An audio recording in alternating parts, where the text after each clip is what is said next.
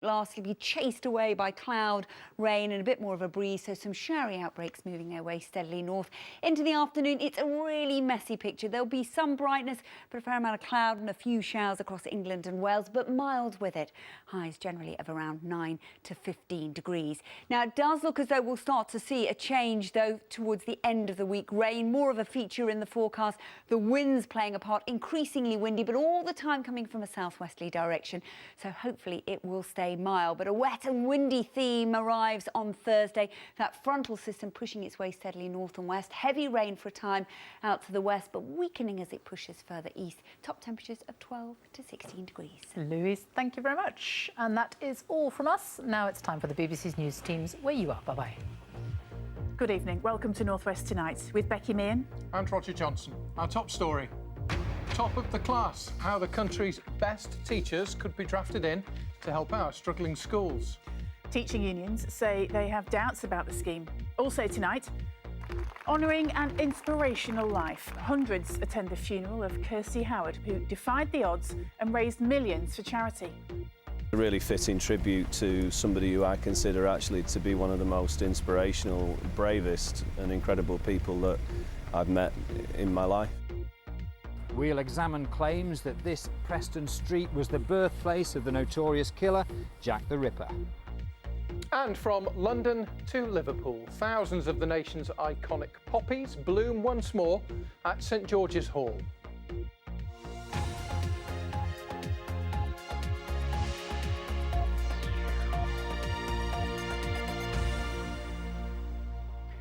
Top-class teachers will be drafted into struggling schools to raise standards under a new scheme to be trialled in the North West. The Education Secretary, Nicky Morgan, says she wants to see the brightest and best teachers taking on the toughest schools. Now, she believes that Knowsley on Merseyside could benefit from the scheme. It has languished at the bottom of exam league tables for decades, despite countless initiatives. So, will this latest one make any difference? Our chief reporter, Dave Guest, has been investigating. By Knowsley's standards, pupils at the Lord Derby Academy in Huyton do pretty well. More get top grades here than at some of the other schools in the borough. We've got a lot of work to do, but what we have done is put in place the building blocks to ensure that we have opportunities for the children in the future. Last summer, 42% of the students here gained 5 or more good GCSE grades. That's way higher than Knowsley's borough average of just over 34%.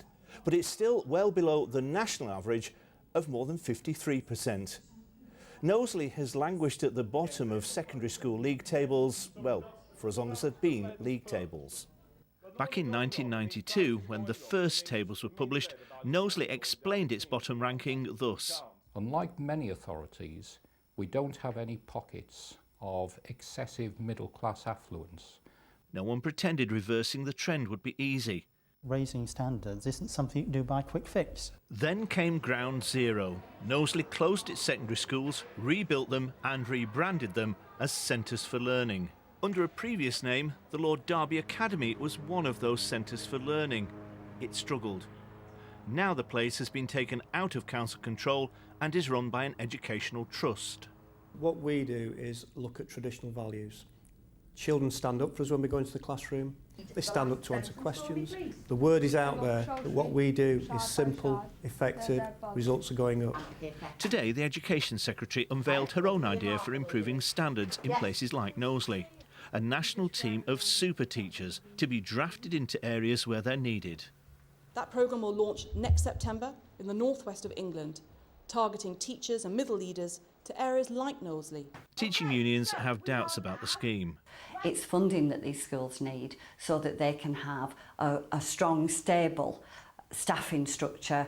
Meanwhile, the parents of Knowsley can only hope that promises of a brighter dawn for education in Knowsley will eventually be delivered. Well, Dave Guest joins us now. It's not just in Knowsley, is it, where this scheme's taking place? No, there's been a suggestion that it may also be tried in Rochdale and in Salford. In Rochdale today, they said that basically their exam results weren't far below the national level. They were skewed this year by one particular school that had a bad result. They say generally they're doing OK. But the big question amongst teachers I've spoken to today is, Where are all these star teachers going to come from? The government's talking about 1,500 by 2020, and at the moment they're struggling to recruit teachers anyway. So the question will be, where would they get them and where would they place them? And most importantly, what effect will they have? Something we'll follow up on, I'm sure. Thank you very much, Dave. Now, the UK Independence Party launched its campaign for the Oldham West and Royton by-election following the death of the MP Michael Meacher today.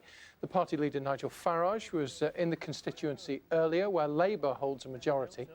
The party's candidate John Bickley also stood in the Hayward and Middleton by-election last year. I think anything's possible in politics, and I think the UKIP message that we've been putting out there for the last few years is now top of the agenda. People realise there's an issue with uncontrolled immigration, and we know in Hayward and Middleton it was the #1 issue.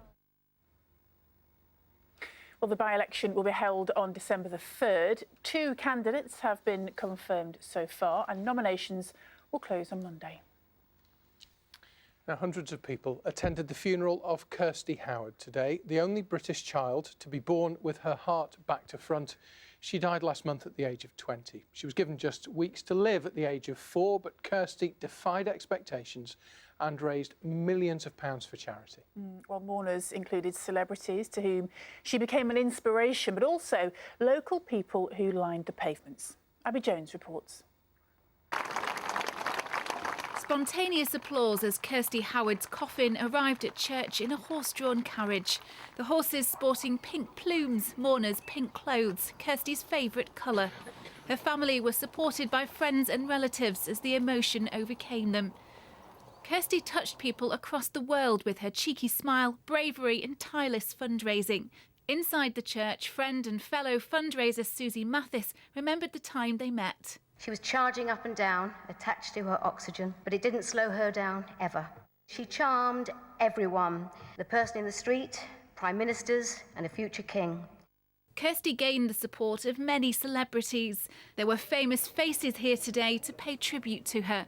It's been very heartbreaking because she was so special, and it's always very hard to say goodbye to a young person, and to say goodbye to Kirsty has just been unbelievable because we never thought she'd go. Somebody who I consider actually to be one of the most inspirational, bravest and incredible people that I've met in my life. The North West should be so proud. There are also many local people, more than can fit into the church, who knew Kirsty personally and have come to pay their respects.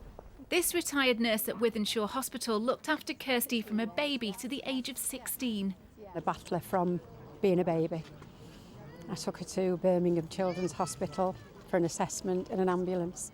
She wouldn't go without a doll's house, and we were all stuck in this ambulance with all the equipment and the toys. She was just absolutely delightful.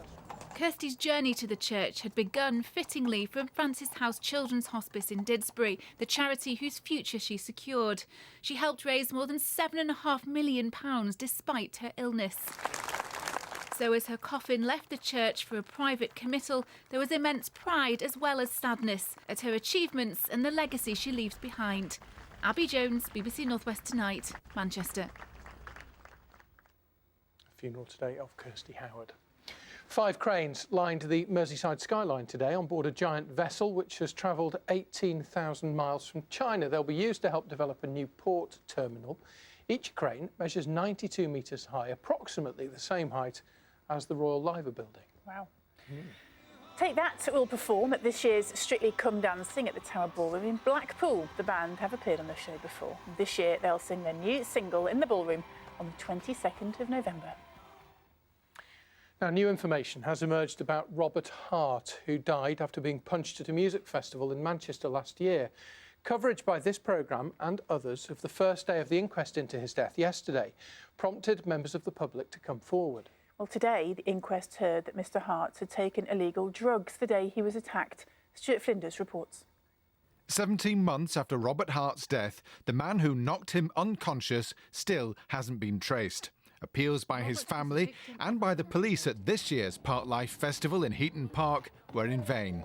But this morning, the coroner Nigel Meadows said coverage of the start of the inquest had led to new information from the public. He gave a description of the man the police are looking for.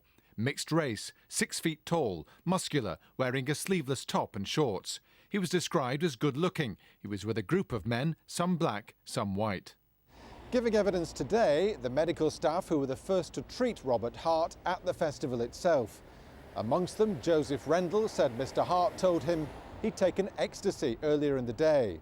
Another, Richard Gornall, a paramedic, said he told him he'd taken cocaine.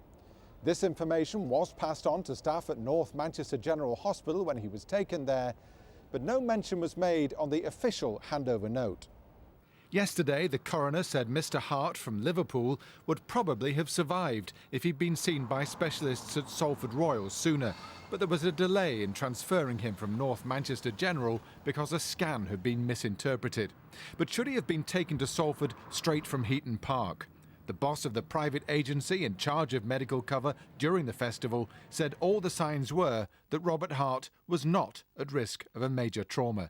The inquest continues tomorrow. Stuart Flinders, BBC North West Tonight, Manchester. 3 of the region's police and crime commissioners have signed a letter threatening legal action over the government's proposed funding cuts. The force bosses from Cumbria, Lancashire and Merseyside say a new funding formula could compromise public safety. Well, Roger's been looking at the details. Roger. Thanks very much, Becky. Yes, the government says that the way police funding is worked out is complex, opaque and out of date, and they're proposing using 5 factors to determine how much a force gets. These are population, the number of Band D houses in an area, this is because part of the police's budget comes from council tax, the number of households with no working adult and dependent children, a hard-pressed population indicator, and finally the number of bars per hectare. Now, the government says that crime is falling, so its reforms are working, but Cumbria's Police and Crime Commissioner argues that although it dropped there from 2010 to 2013, it's now rising again, and more cuts will make things worse. Well, earlier I asked Richard Rhodes what the grounds were for a legal challenge. I think in the first instance, I think that the consultation and the work we had to do in the middle of August are done in far too much haste. Once we received the indicative figures as to what the savings were going to be required, we were given 3 weeks only. So I think that's one thing. The other thing is that we have no indication at all about transition, whether there will be a transition period, whether there will be any transition funding to help in the process, or whether this whole thing is going to happen within the next 12 months or indeed 5 years. So we haven't had any indication. To me, that represents an unsatisfactory process. If you could get guarantees on those things that you're unhappy with, though, could you go ahead and make these savings?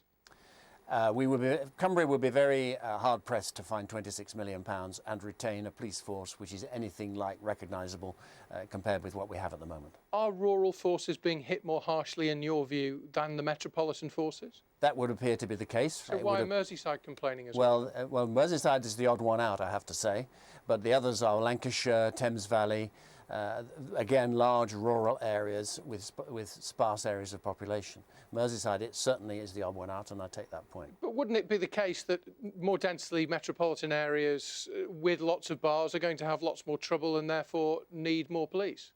Tell that to the inhabitants of Carlisle and Barrow. But you can see the point. There's more people living in a city needs more money. Yes, I can see all that, but just because they require more money doesn't follow, for me anyway, that Cumbria should take less. I mean, there are only 13 forces losing, the rest gain. What we have to ask ourselves is what kind of police service is going to be left if these proposals go through. Does this set you on a collision course with fellow Conservatives? Far from it, actually, no. I've got great support from the 2 Conservative MPs in the county. Only this morning I had an email from a Conservative county councillor saying, go for it, Richard. So, no, far from it. And, of course, the majority of the losers in the overall 13, the majority of those areas actually have Conservative police and crime commissioners. Richard Rhodes, Police and Crime Commissioner for Cumbria, thank you very much indeed for your time. Well, still to come on North West Tonight. No goals in more than 5 hours. Former players criticising the manager. Can Manchester United keep their Champions League campaign on track? And could this Preston poet be Jack the Ripper? A new book claims that Francis Thompson may have been the notorious killer. Well, Colin Welland, the Lee-born actor and writer, has died at the age of 81. He starred in the groundbreaking Z Cars police drama in the 60s and won an Oscar for his screenplay of Chariots of Fire. He was also once, very briefly, a presenter on the 1960s version of North West Tonight. He was a passionate rugby league fan as well, once claiming that towns like Wigan and St Helens, their babies don't toddle, they sidestep. Claire Fallon looks back on his career. Poor old Fancy, eh? Losing his cap, eh? Aye. An art teacher turned actor, he found fame as PC David Graham in Z-Cars. One of the biggest TV programmes of its day, Colin Welland was one of its best-known stars. You actually saw him take it, did you? Take it and run off? Off camera, the stern cop disappeared, replaced by the rehearsal room joker. In St Helens Hall, Z-Cars, rehearsal room, Matchbox Rugby first started. This is 1980. By now, Colin Welland was writing and directing. On the front row, one of the boys he cast in his new play in Manchester. My parents knew more about him than I did. Obviously, you know, they used to watch Z-Cars, for example, so they were very excited by the fact that this chap I was going to be working with him, along with my friends at school. But yes, very, very starstruck, because he had that air about him as well. It wasn't just because he'd been in something. There was something about him. It was as writer Colin Welland achieved his greatest professional success. He wrote the screenplay for Chariots of Fire. It earned him an Oscar. Colin Welland for Chariots of Fire. Colin Welland died last night at the age of 81. He'd been suffering from Alzheimer's. His family say he will be desperately missed. I'd like to finish with a word of warning. You may have started something. The British are coming.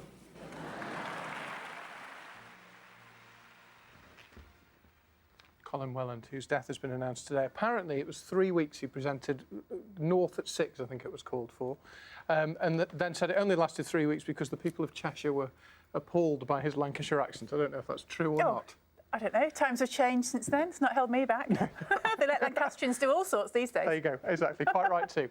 Shall we move on to football? Both Manchester clubs are playing in the Champions League this evening. City are in Spain to play Seville.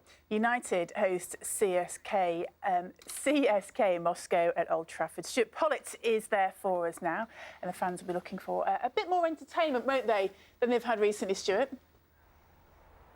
Yeah, that's right, Becky. Yeah, more than 5 hours without a goal, 3 0-0 draws in a row. And today, another former player criticising manager Louis van Gaal. Last week, it was Paul Scholes on Radio Manchester. Today, Andrei Kanchelskis told the Sun newspaper that Van Gaal treated players like robots and that he was the wrong man for United. Well, whatever most fans feel about that, most fans know that tonight on the pitch, United need 3 points. They've only got 4 points from their first 3 games in this Champions League group, so a win tonight against CSK Moscow is almost essential. Well, yesterday Van Gaal had his say about the growing discontent around the club, and he said that actually people needed to take a step back and think and remember that this club hasn't always been about exciting football all of the time.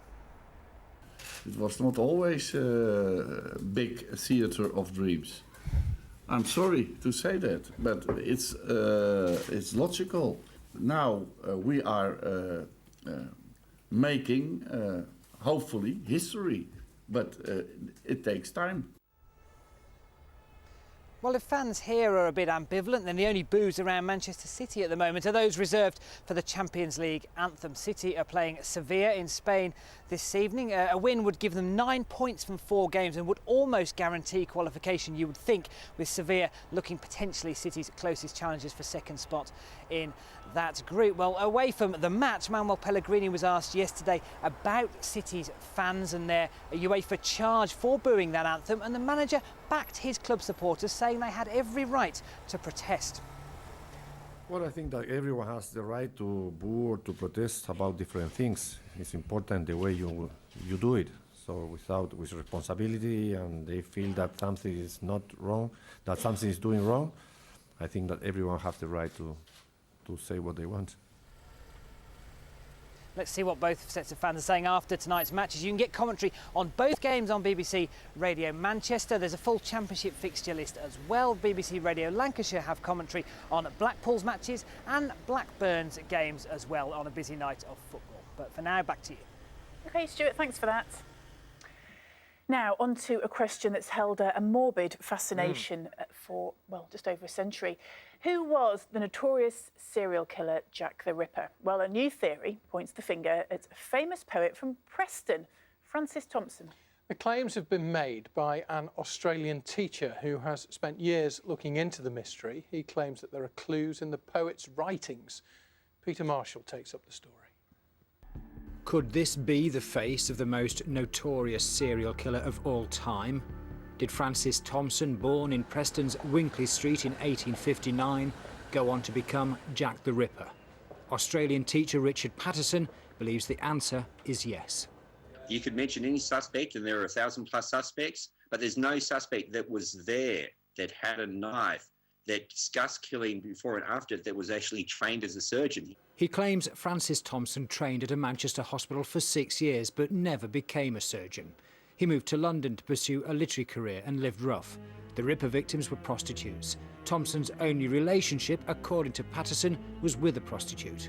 And they broke up about 2 months before the murders began, and it was the only relationship he ever had in his life. And they broke up when she found out he had some poems published, and she fled because she didn't like the contents of some of the poems he'd sent to the editor. One of those was The Nightmare of the Witch Babies, written 2 years before the Ripper murders began. It tells of a man stalking a woman. What is it, sees he? Ha ha! There in the frightfulness, ho ho! There he saw a maiden, fairest fair. Swiftly he followed her, ha ha! Eagerly he followed her, ho ho! The poem goes on and becomes darker and darker. The narrator declares the woman he's been stalking to be corrupt. He attacks and kills her with a knife. And all of that written by a man who, at the time of the Ripper murders, lived within walking distance of each one. Patterson accepts the evidence is all circumstantial. Many point the finger elsewhere. The truth is, we may never know for sure if Preston's famous poet harboured a sinister secret. Peter Marshall, BBC North West Tonight, Preston. Now, who can forget the iconic images of the thousands of poppies outside the Tower of London last year? A ceramic spectacle which this nation took to its heart as it marked the centenary of the start of World War I. It's beautiful, wasn't it? Well, 8,000 of them are set to bloom again outside Liverpool's St George's Hall to remember the men who signed up there to fight the war. Lindsay Prosser is outside St George's and joins us now. Lindsay. Yes, as you can see, the work is still going on behind me. It's a huge task to actually get all these in place. Around 8,000 poppies will cascade down the building behind me. They'll then come down the stone steps and head towards the plateau, where men came to sign up to join the Liverpool Pals regiments. Each poppy is carefully put into place, each one a symbol of remembrance. In the shadow of this building, men came in their thousands to sign up. The display a reminder of the sacrifice they and others have made. For us to remember, for young and old to come together, to reflect and to really think about what people sacrificed so we can live in the democracy and freedom we have today. Last year, the poppies were part of a huge artwork at the Tower of London to commemorate the start of the First World War and attracted millions of visitors. During the next few days, over 8,000 of the poppies will be lifted into place as the weeping window takes shape. The scaffolding had to be specially designed and painted the same colour as the building. For those putting the artwork together, it's a technically demanding job. It looks like it's interacting with the area. It will be toiling around bits of stone.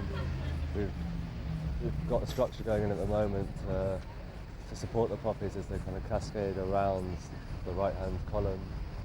I hope that it's very impressive. The installation will be finished on Saturday and remain on display until the middle of January.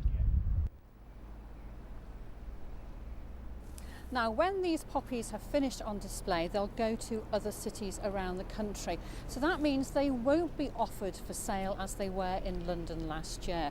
But the City Council are saying they want people to come down during the day between 10 and 6, because that's when you'll have most access to them, to see the poppies and just enjoy the spectacle. Back to you in the studio. Lindsay, thanks very much indeed. It's a shame they're not being offered for sale for those of us that were a bit slow off the mark. Missed it first time around. Yeah, they're absolutely lovely, aren't they? Spectacular. Of course, as Lindsay said, when the display at the Tower of London ended, the ones that were sold went on sale, were bought by members of the public. Lots of you snapped them up, and you've been showing us where you display them. Thanks for all these photographs. Peter and Margaret Banks in Ormskirk have theirs, along with 3 crosses to remember 3 great uncles who died in the First World War. Wendy's in Blackburn. Hers is kept in a wine bottle in front of a mirror on the fireplace. Anne in Wirral also remembers 3 great uncles who were lost. Here's the ceramic one, amongst other poppies in her home. Marilyn Kay's in Whitefield. She bought 2. Now, Marilyn has 1 in the part of her living room which she affectionately calls the jungle. She sent the other one, look at this, to her son in Australia, and there it is, planted on the beach in Perth. That's absolutely gorgeous, isn't it? They are just some of the pictures of your poppies. You can see plenty more in our Facebook gallery. That's up right now if you want to take a look. Let's find out what the weather is looking like for anyone who wants to go and have a peek at those poppies as they're put in at St George's Plateau in Liverpool. How's it looking, Ina? It's not looking bad, actually. Do you know what I was going to say? Had she not sent the other poppy to Australia, all of us would have been bidding on it. Because I really want one of those poppies. Yes, hello, good evening. I can tell you that the fog is slowly starting to lift, but over the next few days, things will turn, not for the better, it's going to turn fairly unsettled. We're going to exchange the fog for outbreaks of rain, and we're going to see some fairly strong winds. We could see gales as we head into the weekend. So the changes is all because of this. You can see that for tomorrow we have a frontal system just holding the clouds in place.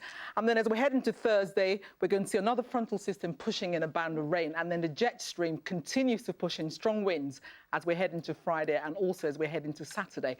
Actually, for tonight, there's still some hill fog lingering around in places, but also you can see the clouds begin to thicken up to bring some light patchy rain as we head into dawn. It's going to be another mild night underneath the rain and the clouds. Temperatures just about lingering in double figures in 1 or 2 spots, but where we do keep some clear skies, we could see lows of around 7 or 8 Celsius. So tomorrow morning is going to be a cloudy start to your day, some hill fog over the tops of the hills. But elsewhere, the clouds continue to encroach on us. I think we could see the clouds thickening through the afternoon to bring you some light patchy rain from time to time and hill fog returning by late afternoon. It is going to be a mild day tomorrow for November. We could see highs of 14, even maybe highs of 15 Celsius.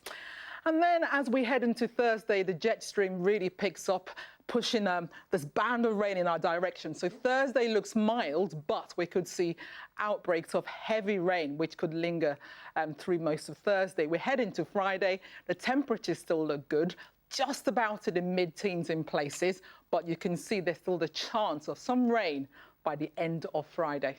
So if you had a poppy, where would you display it?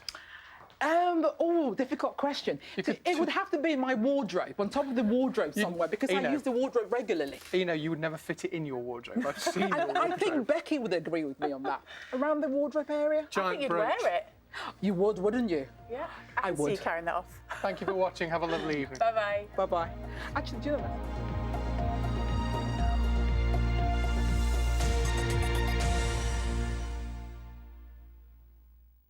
Discover how World War I changed your world. BBC Local Radio has collected amazing stories about people and places right across the country. These stories, told through photos, audio and film, many courtesy of Imperial War Museums, are now available in the BBC World War I at Home interactive ebook. It's free, and to find out how to download the ebook, visit bbc.co.uk/WW1. He can do magic. Darren Brown is on The One Show next. The Osgood box can wipe out humankind. The Osgood box can start the war. This ceasefire will stand. You have no idea who's going to die! I don't care.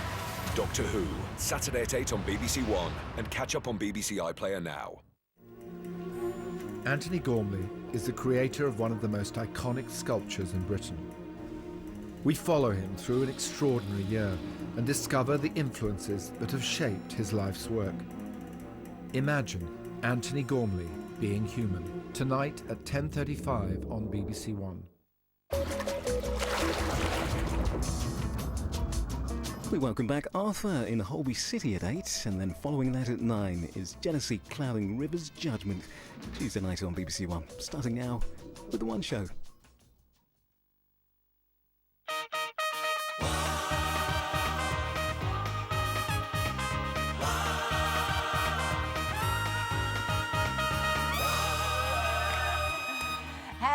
welcome to The One Show with Matt Baker. And Alex Jones. Now, looking ahead into the near future, in the next half an hour, you will see a real-life Spider-Man climbing up the BBC.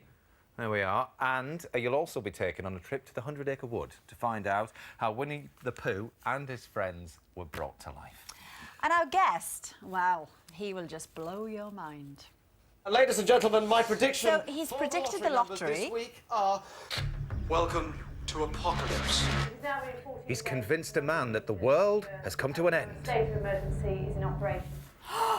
And he even knew what Matt was thinking. He's the first one to be able to do that ever. It was a kite. Unbelievable. Well, let's continue the applause and welcome Darren Brown. Welcome, Darren. Great to see you. So, last time you were here, yes. You asked Matt and you to draw a shape and to stick it in an envelope, and then you correctly predicted that he'd drawn a diamond because I'm it was terribly a kite, clever. yeah? Yes. Yeah, you are terribly clever. So we've been practicing, Yeah, all right? like this. Before tonight's programme, everybody, we have made a prediction. And it's all based on the colours of the cards that are based down here in front of us. Now, this is a completely random pick. This is live. We haven't done anything. No, totally not. I was wondering what it was going to be, but OK, lovely. OK, all right. all right then. OK. What we're going to do, first of all, can we just... actually, if you're just sitting there on the green sofa, just relax, and we'll just dim the lights to start with. There we are. You've got to pick one of these cards at There random you very are. shortly, OK? Just... And then we want you to relax, so we'll just play some music in. You know, just a bit of music. Just a bit of music.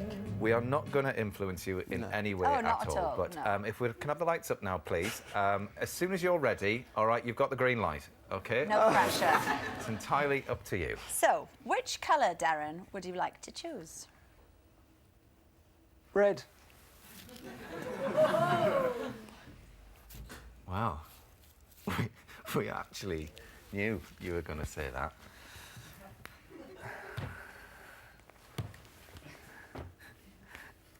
Yes! Yes! Come on!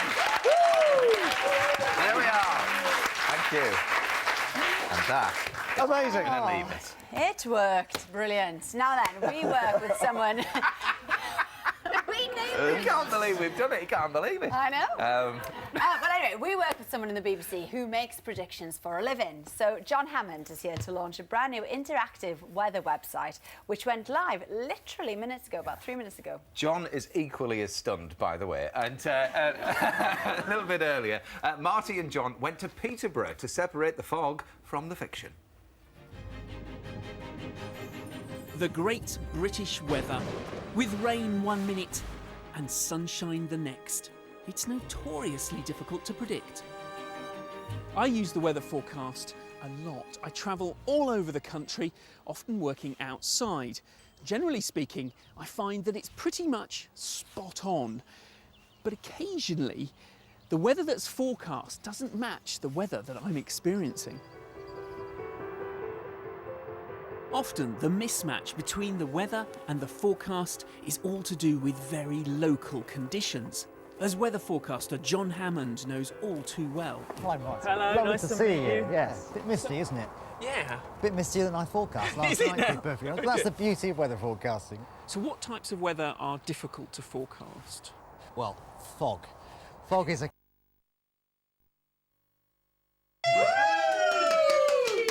Were you on the X Factor? Yeah.